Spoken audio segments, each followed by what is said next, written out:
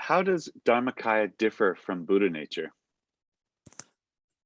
Well, again, here the term Dharmakaya is used in many different ways. So that's one thing that we have to remember, because one of the important thing, particularly if people are interested in kind of language and translation and textual study, is always to remember, keep in mind that the Wittgensteinian idea that the meaning of a word is its use. So, and also being very sensitive to the context in which the term is used. Now, if we are using it in a classical non-Vajrayana Indian sort of Mahayana context, then the Dharmakaya is, one could see Dharmakaya as the Buddha body of reality. So Buddha's ultimate nature itself is Dharmakaya. And it has two aspects. One is the wisdom aspect, which is the Jnana Dharmakaya, and one is the Svabhava Dharmakaya, which is the Buddha's reality as it is.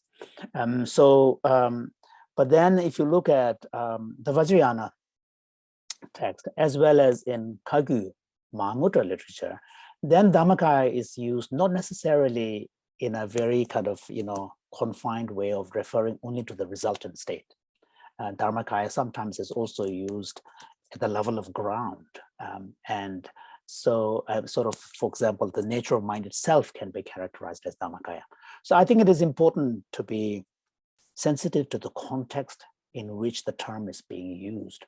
And just because in one particular context, it is used, say, for example, in the classical Mahayana tradition, used only in the resultant state, doesn't mean the term Dharmakaya cannot be used in a different way elsewhere.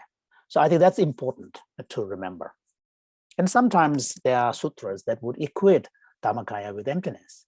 Choge Ying, Dharmadhatu, Dharmakaya, and Shunyata, they equate it.